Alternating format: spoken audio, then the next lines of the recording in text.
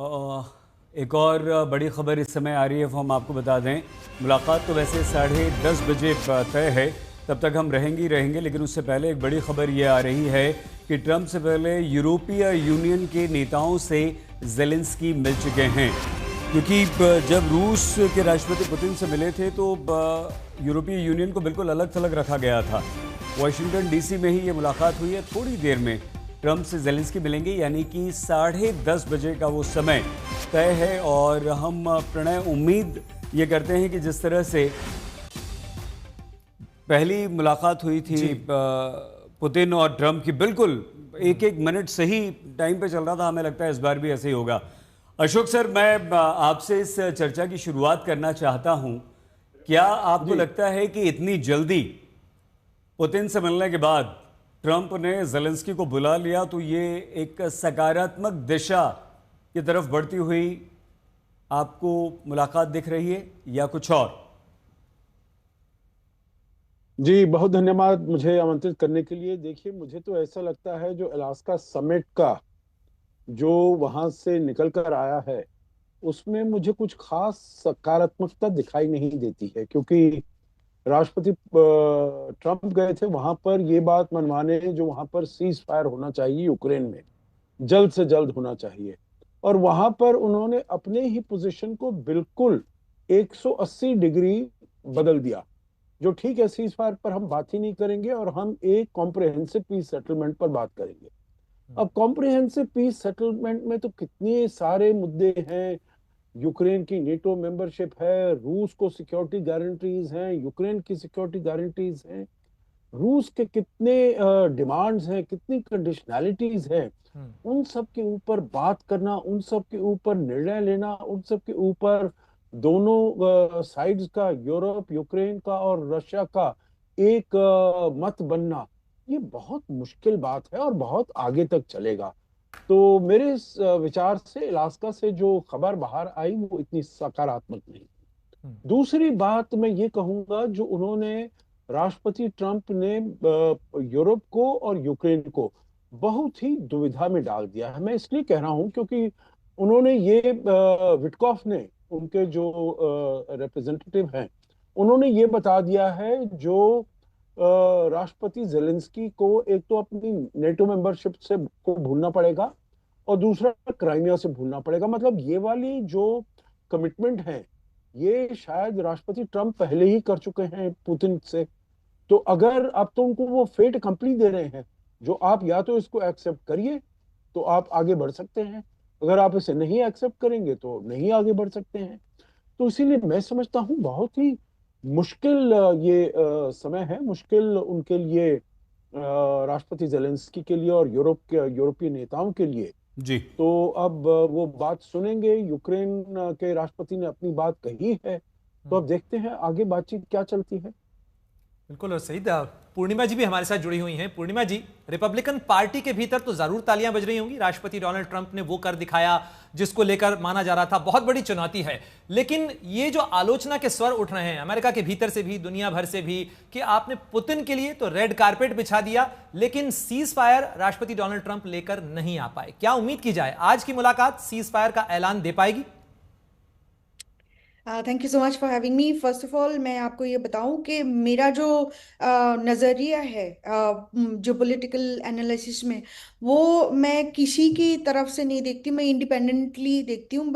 हालांकि मैं Republican party से हूँ और प्रेसिडेंट ट्रंप को बहुत सपोर्ट किया है, लेकिन इनकी जो यहाँ पे जो सिचुएशन मुझे दिख रहा है, उनके मेरे हिसाब से, it is my personal opinion, this is I don't necessarily see it as a win for President Trump, लेकिन एज ए पार्टी जो उनके जो वाइट क्रिश्चियन नेशनलिस्ट का जो एक बेस है, वो सर्टेनली सपोर्ट उनको करते हैं। उनको ऐसे प्रोजेक्ट किया है कि प्रेसिडेंट ट्रंप ने पुतिन को अमेरिका लेके आए, लेकिन वो उनका जो एक्चुअली एक्चुअली हुआ क्या है यहाँ पे, प्रेसिडेंट पुतिन अमेरिका में आके उनको लेजिटिमाइज किया है। ऑब्वियसली इनकी जो 2-3 घंटा लेके उनसे बात किया है, उनकी तरफ से उनका जो शर्त है, 2 दिन 3 घंटा लेके उनसे बात किया है, उनकी तरफ से, उनका जो शर्त है, 2 दिन 3 घंटा लेके उनसे बात किया है, उनकी तरफ से, उनका जो शर्त है, 2 दिन 3 घंटा लेके उनसे बात किया है, उनकी तरफ से, उनका जो शर्त है वो सामने रखा है। आज तक वो हुआ नहीं, वो बातचीत हुआ नहीं। 5-6 इयर्स तक कोई पॉलिटिशियन हो, डिप्लोमेट्स हो, कोई रशिया के साथ, उनके डिप्लोमेट्स के साथ बैठ के बात करने का जो एक तरीका होता है नॉर्मली एक डिप्लोमेसी की, वो बात नहीं हुआ है। तो ये जो मेरे ख्याल से वो उनके बेस जो भी कहे, मेरे इंडिपेंडेंट एनालिसिस में मेरे ख्याल से this is not a win for America. The reason I say it is दस, ये प्रॉक्सी वॉर था अमेरिका का, ये बाइडेन वॉर नहीं था, ये अमेरिका की ट्रम्प की वॉर नहीं है, अमेरिका की पॉलिटिकल वॉर है अगेंस्ट रशिया। लेकिन यूक्रेन को यूज करा गया after 5 million people have been displaced, after thousands of people have been killed in this unnecessary जो वॉर बनाया है वाशिंगटन ने, जो क्रिएट किया है, उसमें उनको मिला क्या है बेसिकली। बोथ बिल्कुल अमेरिका, सही। आई पूर्णिमा जी जो बात कह रही हैं वही सवाल दुनिया भी पूछ रही है कि ये वही अमेरिका है जो यूक्रेन को लड़ाई में समर्थन दे रहा था, हथियार दे रहा था। अब अमेरिका का नजरिया बदल गया है, इसलिए अमेरिका इस मामले पे चाहता है कि अब नहीं बदला समझौता हो नहीं जाए। सर, बदला नहीं। द 30 सेकेंड लेके मैं ये बात बताना चाहती हूँ कि आपको अगर लग रहा है कि बदला है या मिस्टेक कर रहे हो। ये जो मिनरल्स डील किया है प्रेसिडेंट ट्रम्प ने अप्रैल 2025 में, आपको पता होगा जी। उस डील में मिनरल्स, न्यू मिनरल्स जो आने वाला है उसमें 50% प्रॉफिट अमेरिका रखेगा।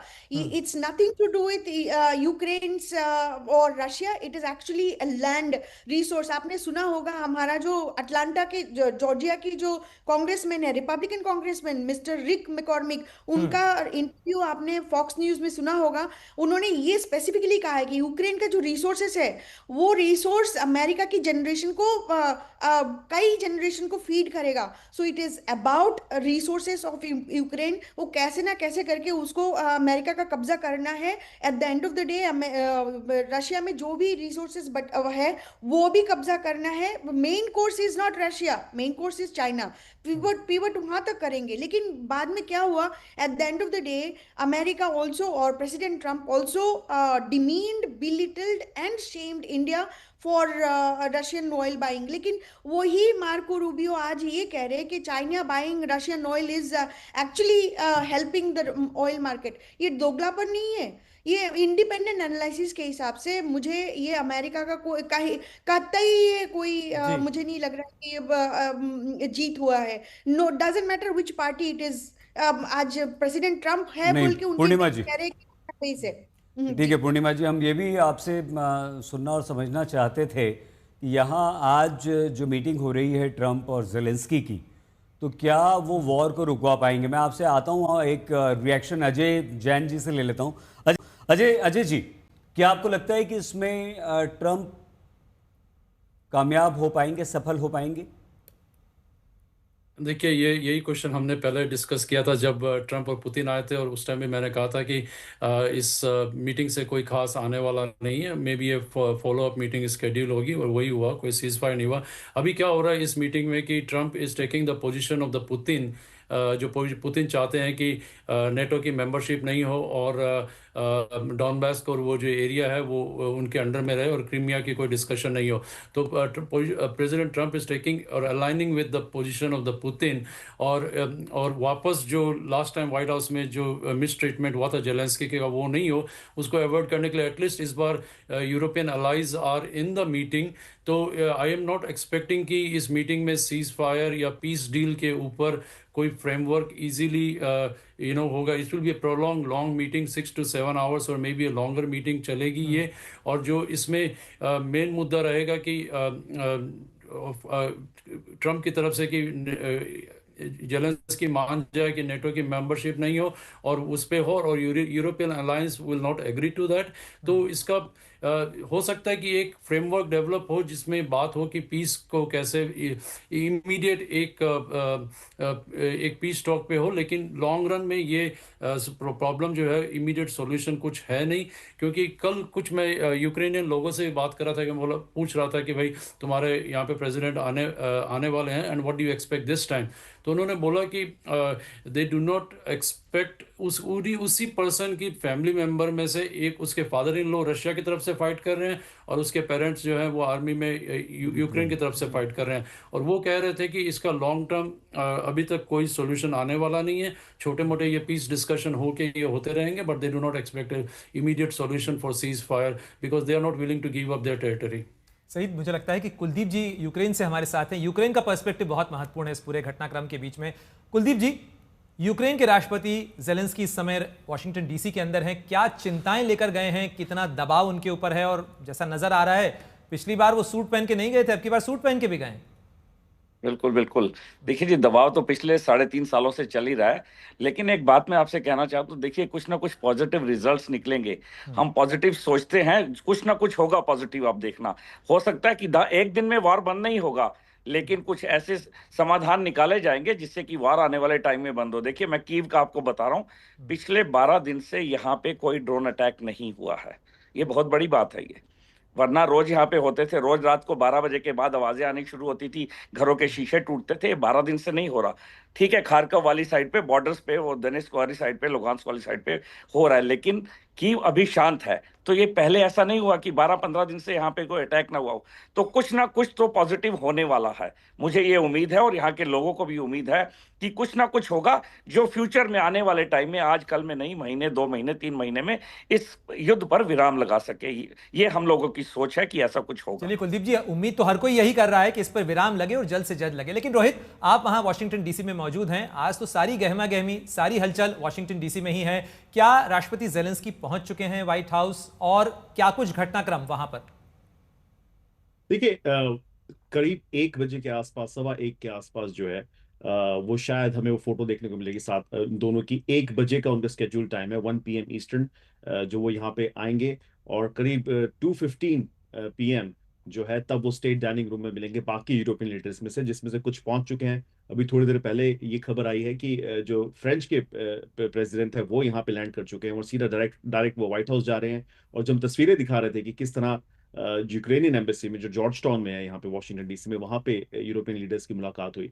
तो आई थिंक बहुत सारे लोगों की एक्सपेक्टेशंस है, एंटिसिपेशन है, लेकिन प्रेसिडेंट ट्रम्प का जो सबसे बड़ा मुद्दा है वो ये है कि he wants to end this war. और उसके लिए उन्होंने कल रात को हमारे यहाँ रात पे करीब 12 घंटे पहले एक ट्वीट भी जारी की थी, सॉरी पोस्ट, जिसमें उन्होंने कहा था कि हम क्रीमिया को भूलना होगा यूक्रेनियन प्रेसिडेंट को। तो मुझे लगता है कि बहुत कुछ होगा। अब आने वाले 3 घंटे में हमें पता चलेगा एग्जैक्टली क्या पोजीशन प्रेसिडेंट ट्रम्प की है, क्या पोजीशन यूक्रेन की है, और कैसे यूरोपियन लीडर्स जो हैं वो सपोर्ट करेंगे इस रोहित, यदि ceasefire एक लाइन में मैं आपसे पूछूं, तो क्या अमेरिकी राष्ट्रपति डोनाल्ड ट्रंप और उनके प्रशासन का रुख यही है कि यूक्रेन को जमीन छोड़नी होगी और नाटो का सपना भूलना होगा? देखिए, उन्होंने कहा है क्रीमिया को भूलना होगा और नेटो का सपना भूलना होगा। बाकी लैंड स्वैप के ऊपर अभी तक उन्होंने कोई ऐसी पब्लिक स्टेटमेंट नहीं दिया प्रेसिडेंट ट्रम्प ने। तो ये दोनों चीजें उन्होंने पब्लिक डोमेन में डाली हैं। अब देखना होगा कि इसके अलावा और कौन सा निगोशिएशन होता है। ठीक है रोहित, हम आपसे ये भी समझना चाहते थे कि ये इतने सारे जो नेता आए हैं सब नेटो के, तो इसके पीछे उद्देश्य क्या है? क्या तेज़ी से युद्ध रुकवाना है प्रणय, जो बार बार ट्रम्प ये कोशिश कर रहे हैं? नोबेल पीस प्राइज उन्हें चाहिए, लेकिन यहाँ बहुत सारी बातें हैं, बहुत सारे सवाल हैं, और सबसे महत्वपूर्ण, सबसे बड़ा सवाल यही है कि क्या ट्रम्प जेलेंस्की को मना पाएंगे? क्या रूस यूक्रेन युद्ध रुकने की दिशा में एक कदम आज हम आगे बढ़ेंगे?